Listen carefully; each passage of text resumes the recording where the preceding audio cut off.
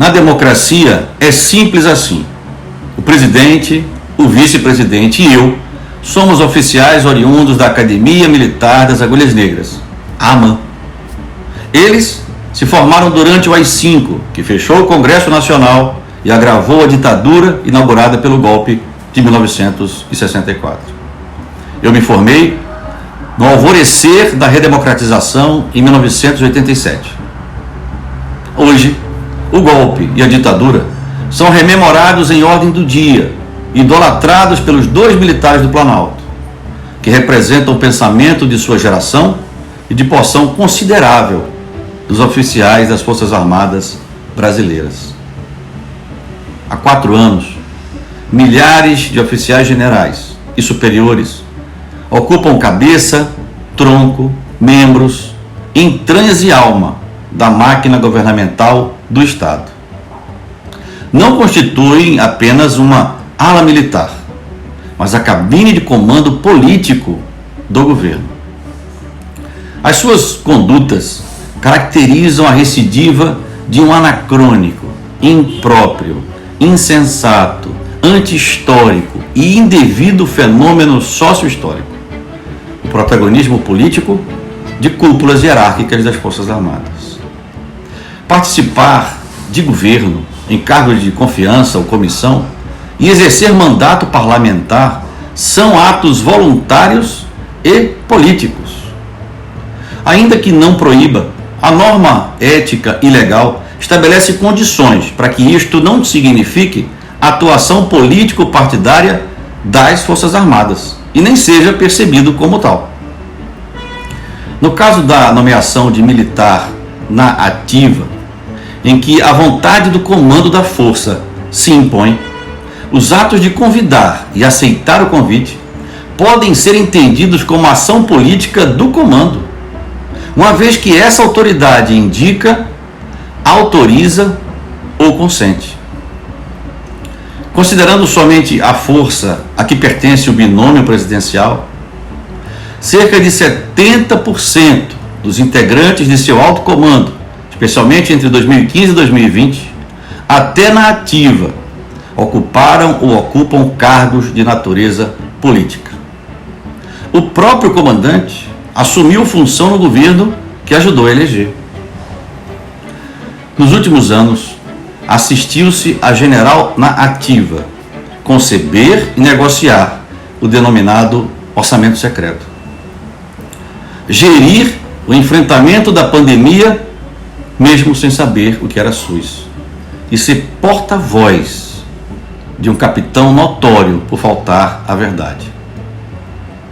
Por intermédio da postura dessas cúpulas, a relação orgânica e funcional das Forças Armadas com este governo evidencia a essência do fator militar na construção e operacionalização da tragédia cívico-institucional que o país entristecido e temeroso vivencia: o governo militar, também conhecido como governo Bolsonaro.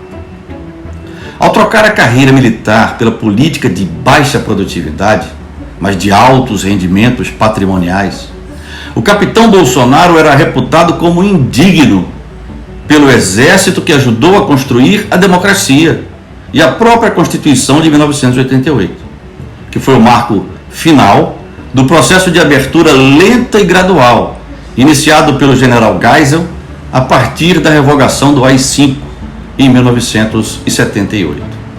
O general Geisel considerava-o mal militar. É desnecessário apontar evidências de sua inapetência para o cargo de presidente da República.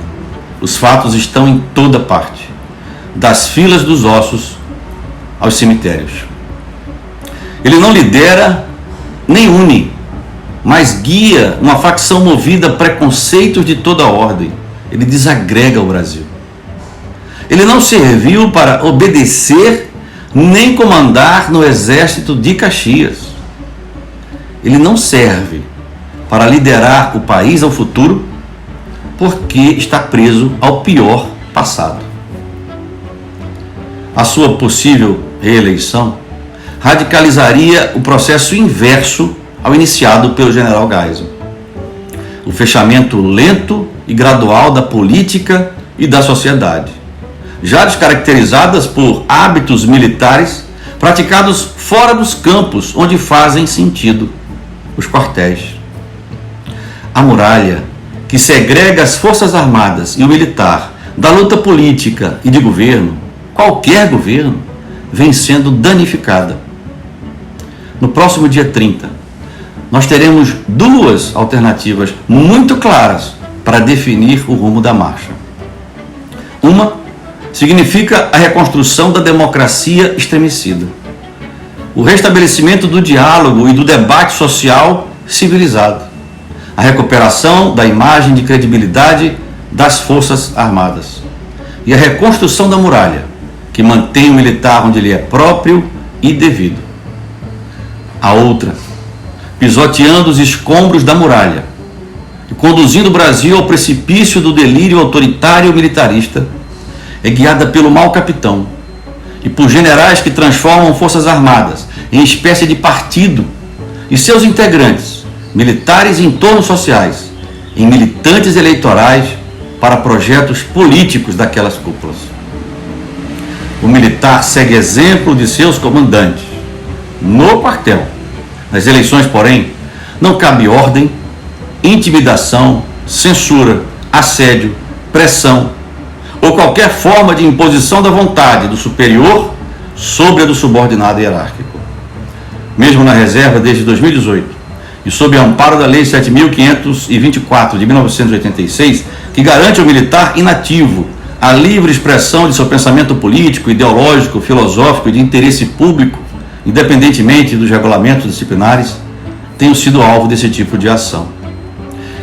Mas eu continuarei resistindo, porque defendo o exército que me formou e que ajudou a erguer o Estado democrático de direito, em que ainda vivemos e no qual ainda queremos viver.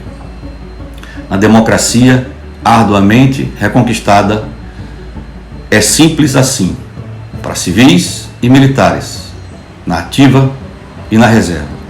O voto é livre e secreto.